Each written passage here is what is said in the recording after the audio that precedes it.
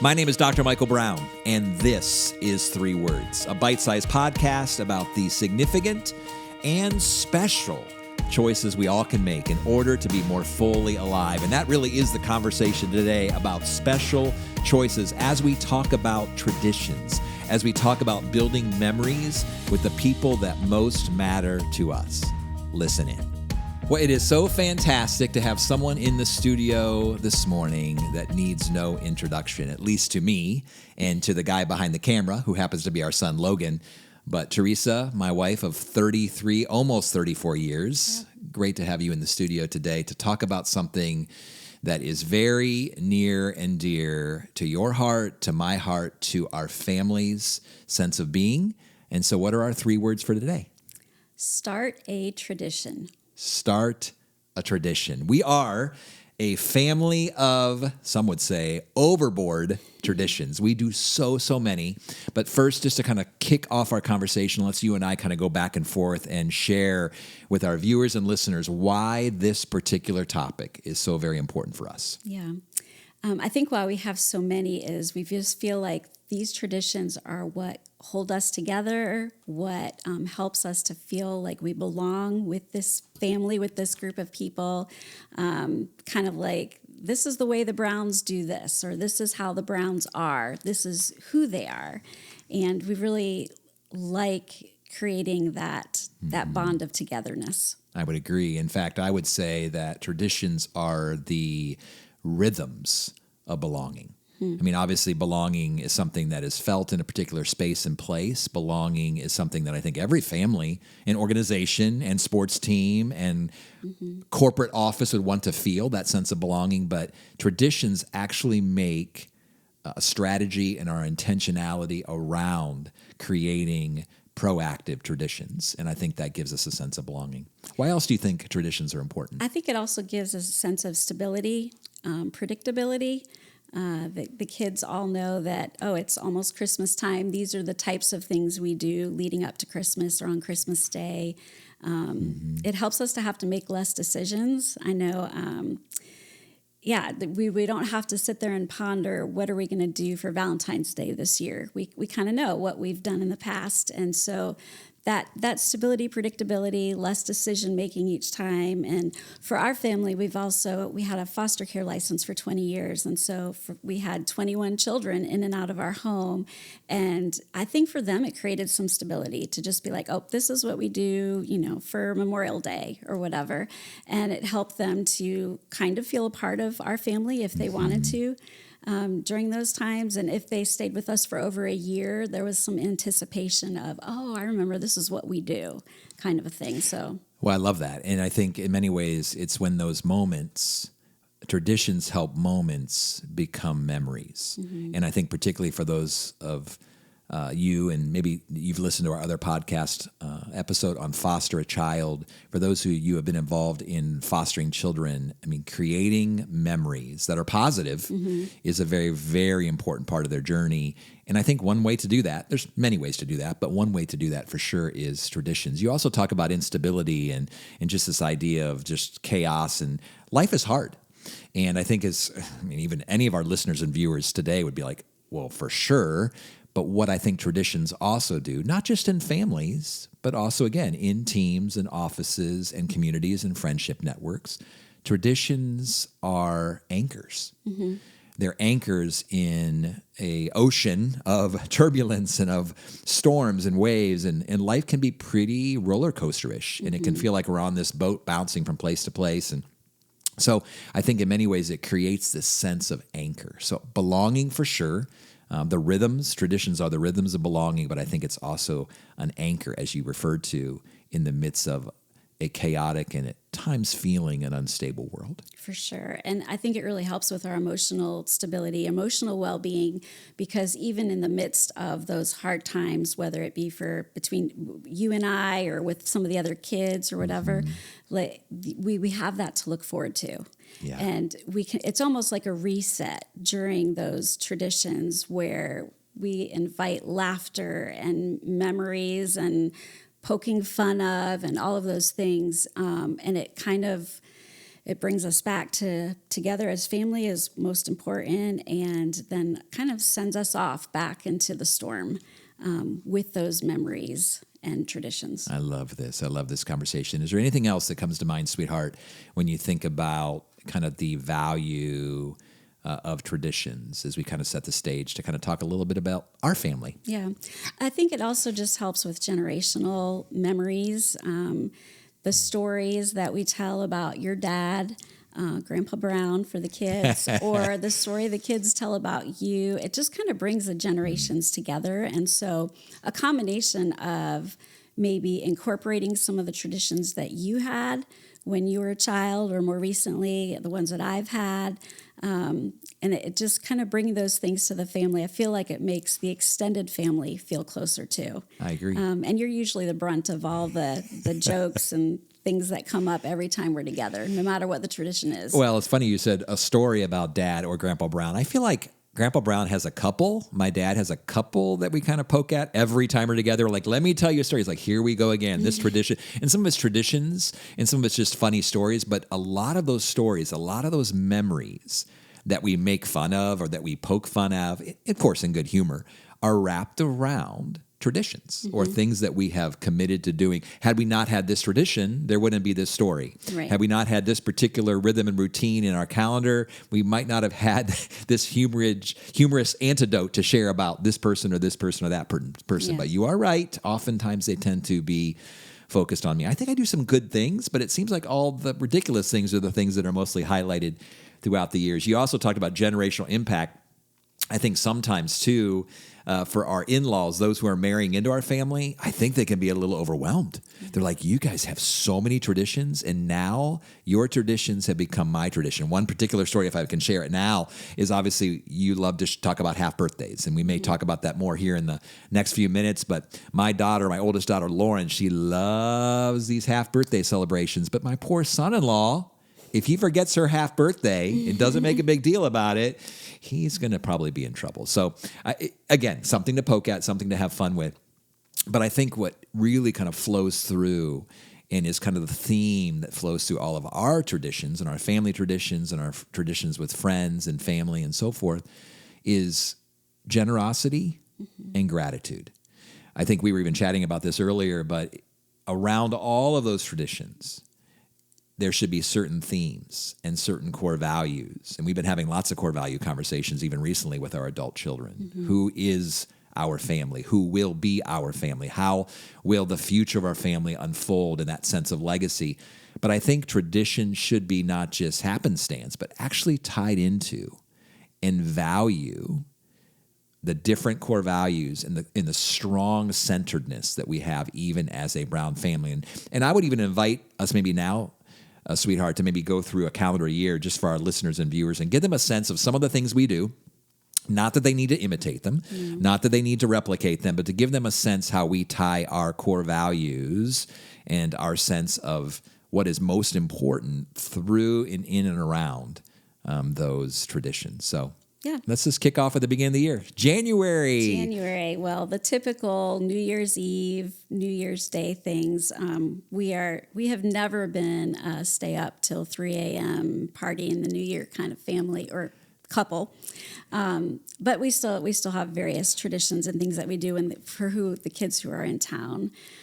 We also, not as much now that the kids are all older and out of the home, but when we had a lot of children living in the home, we would try to do different things for MLK Day, honoring the tradition of Martin Luther and just...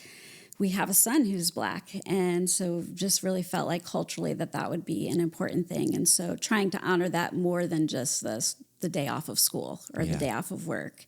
In February, the biggest thing is Valentine's Day. When the kids were young, I don't even know how young or when exactly we started, but I think Lauren was probably maybe 5, and then the boys would have all been younger. But I started doing Valentine's Day treasure hunts for them to find their little pack of candy. And it carried on for probably like 15 years. Oh, yeah. Where I would give clues for each person, and they would be related to the different activities or interests they had that year. So, they'd be going to their dance bag to get something, or something to do with a theater thing or something like that.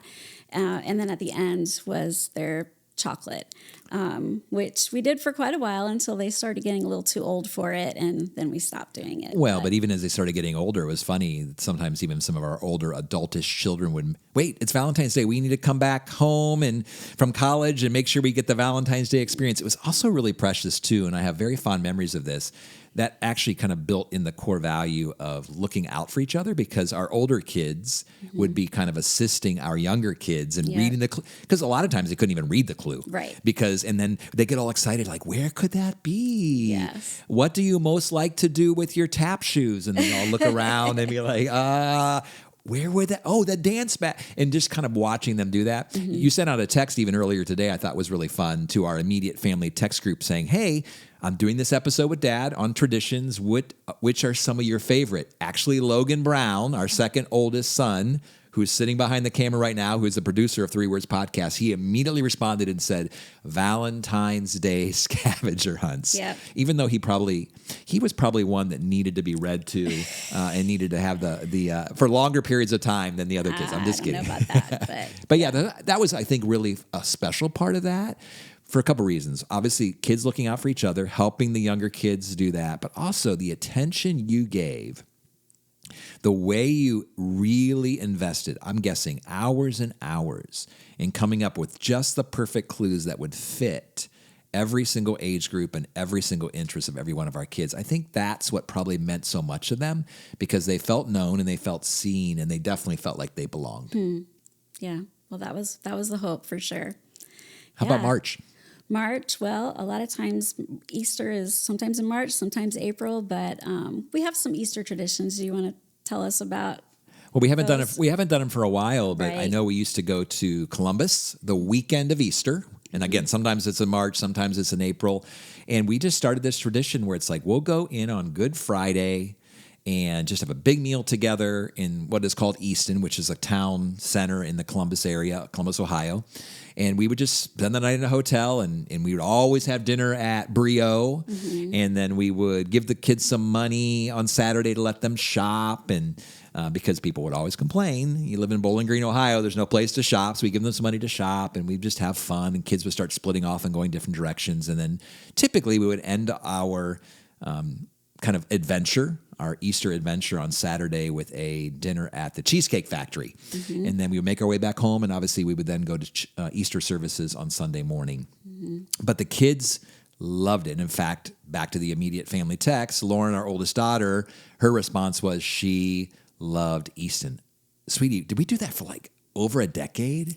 We may have. We did it for a really long time until it started getting a little, well, I think till COVID actually. Okay, I think you're right. Is where we kind of reset what that would look like for years after. And we still try to go somewhere, do something with the kids. But yeah, it's a little harder now with so many of us. I'm going to hit pause right now on my conversation with my wife, Teresa, to invite you to write down maybe 2 or 3 traditions that you might want to initiate with the people you love, to start something new in order to create a better sense of belonging.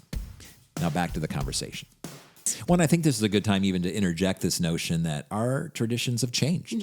Some of them were for a couple years, some of them for well over a decade. There are some that we started that we continue to do today. But there's no, necessary rhyme and reason or a length. Oh, no, we broke our tradition. Now there are times when we've tried to kind of adjust traditions, and the kids would be like, no, don't take away that tradition, because we love that. But it's just the reality of people change and people move and the different seasons of life. But that was one of our special ones. Yep, for sure. Yep. And then in Memorial Day, I think we've changed a little now with that too. But what we used to do, again, surrounded by eating out and shopping, was Memorial Day. What would we do? Well, and I think too, just to interject, a lot of what we would do is trips, and because we live in a small Midwest college town that doesn't have a lot, but we're also, I think it's important to note that regardless of your socioeconomic status or what kind of resources you have, traditions can be meaningful for your family, and it doesn't always need to involve a trip. But we would go to Chicago. That became kind of, in fact, our family got to be so big. Obviously, at this point, we have 9 children. We have 3 grandsons, 2 grandchildren on the way. Even as you're listening to this episode, maybe some of them have arrived by now.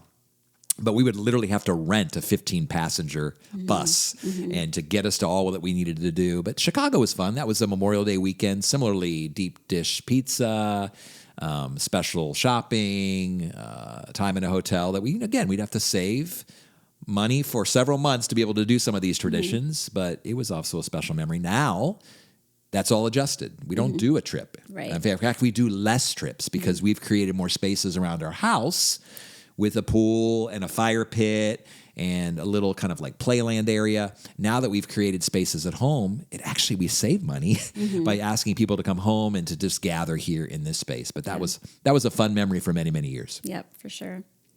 Then in June, all of our memories aren't always totally positive, happy, celebrated.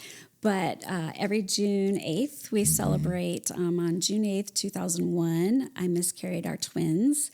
And ever since then, every June 8th, we get an ice cream cake because it's kind of ushering in the summer.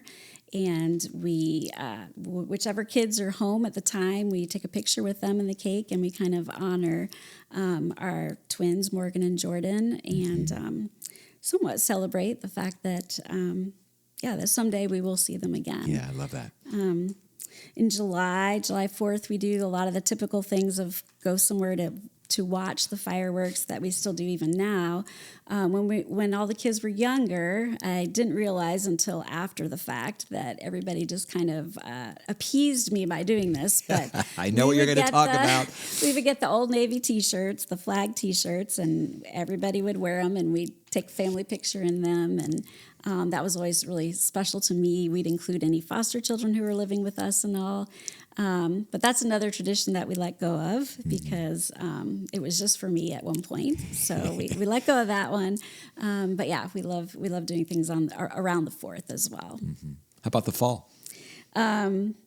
Well, ushering in the fall in August, we live in a pretty small town, but the Wood County Fairgrounds are right down the street from us. And so a tradition of the kids would enter various creative arts, cooking, baking, all sorts of different competitions that the Wood County Fair would offer. And we would go as a family and kind of look around and see who got ribbons and look at the animals and eat the fried butter sticks, whatever else they have there. Fried butter? Yeah.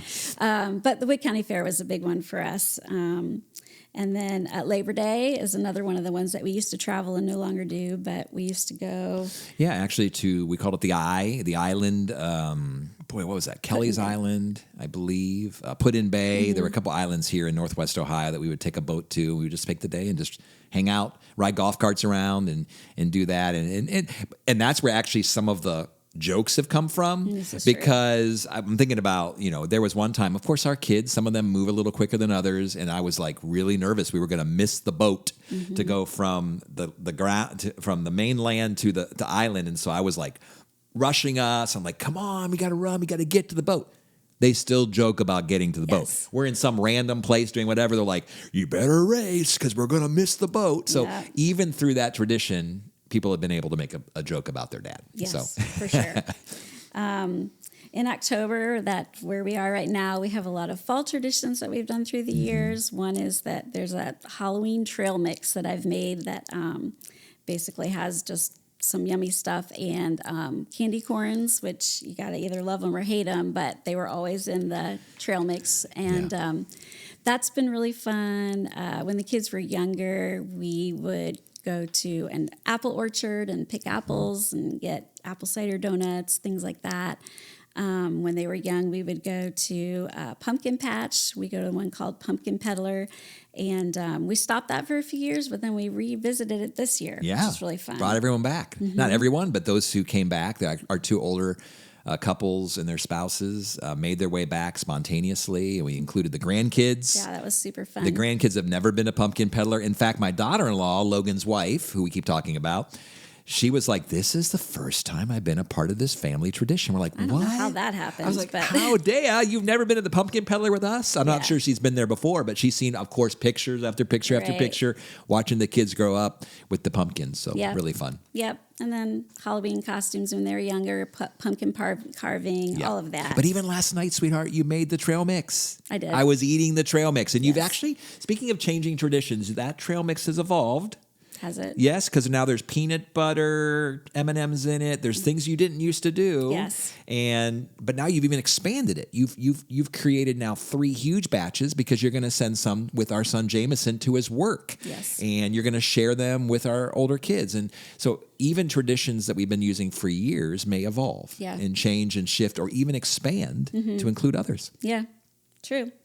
And then in November, we traditionally have our family pictures, which is a whole thing in and of itself. It's expanded a lot, but just a day where we usually have someone professionally take our family pictures, and we try to sort of coordinate matching and just get to look through the years at just the different. We'll have a group of all the boys, or all the boys with dad, or all the girls, or all the kids. Mm-hmm. We have our famous duck face one where you can show everybody how to do it. Yeah, so duck face that we have just through the years. It's just something else to laugh about, but that's always very meaningful, especially for me.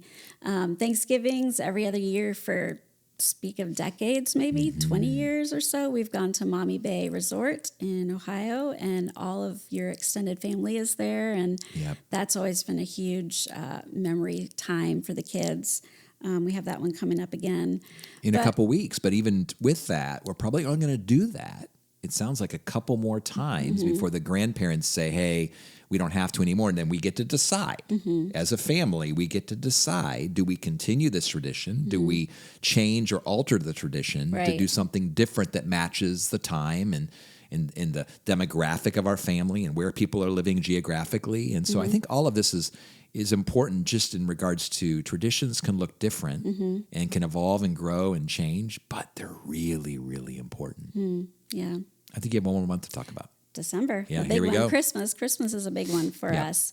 We have a Christmas tree that we decorate with all of the kids' growing up ornaments that they made in school or Sunday school, and we enjoy hanging those up and laughing at the sometimes lack of artistic skills they've inherited from you and me.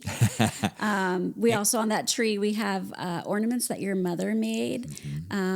She passed away when you were still a child, and so we have a whole bunch of ornaments that she's painted that are important to us. So it's kind of like a tree that's just like of all those memories. And the tree decorating becomes a joke against Dad. Yes, it does. Well, because everyone tries to do what no father on the planet will tolerate, and that is to hang ornaments in places they shouldn't be hung. You don't put gigantic ornaments at the top.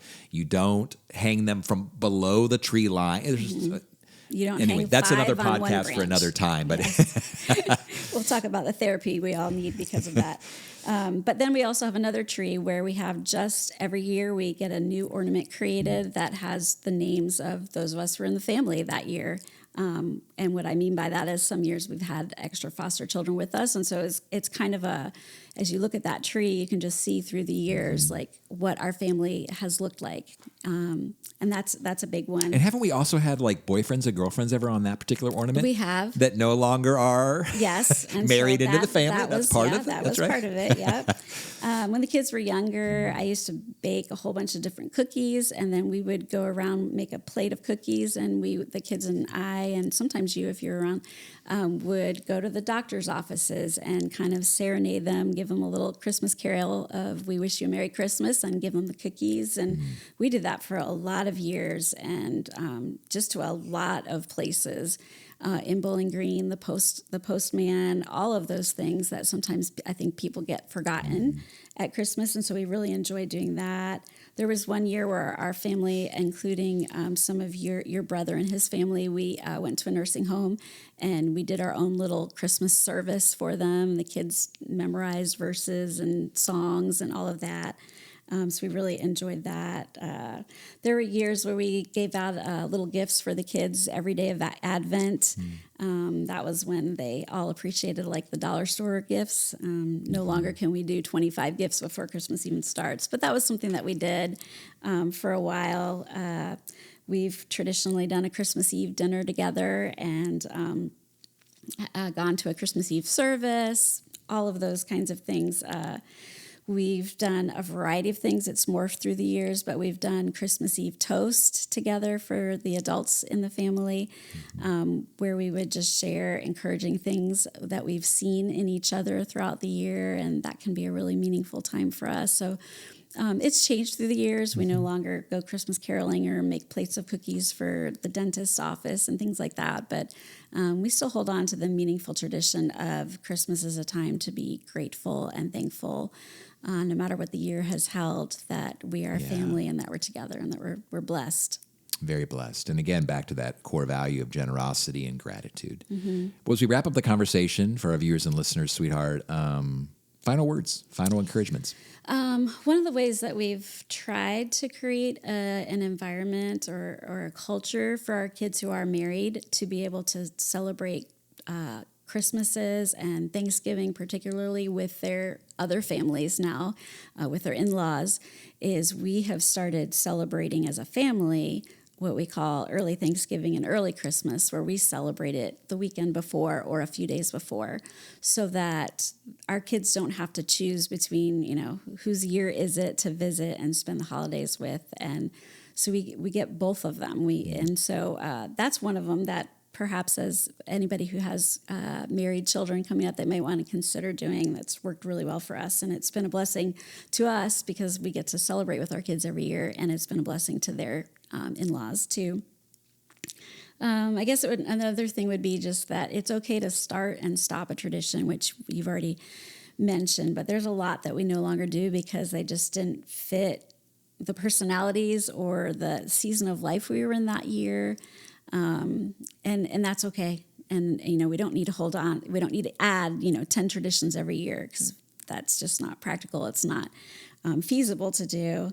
And you had mentioned this too. It doesn't need to be elaborate. I mean, some of our traditions are me making a treasure hunt that doesn't cost anything, or family toasts and things like that don't need to cost a lot but can be very meaningful as well.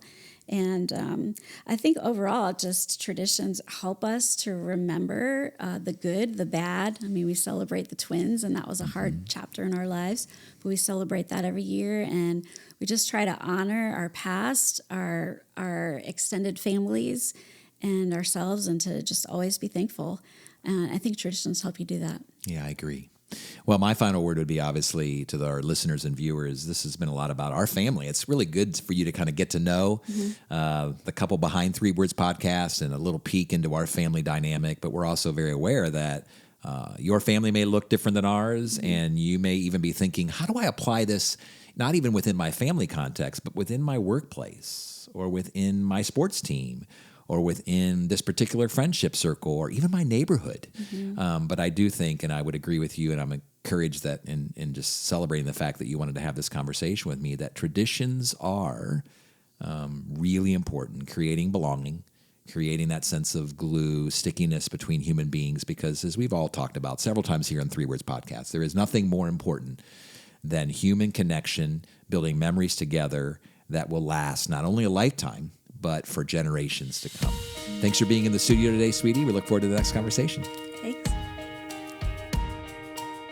Well, thanks for joining us for today's episode of 3 Words Podcast. I'm not sure if you knew this, but we actually have a digital newsletter that goes out to all of our viewers and subscribers if they choose to subscribe. So if that is something you would desire, dmbcoaching.com/subscribe, where you can get a newsletter, fresh content, new insights that you might not hear during these episodes that we want to share with you at no cost, just to continue to deepen our connection. So until the next time we're together, have a great couple of weeks.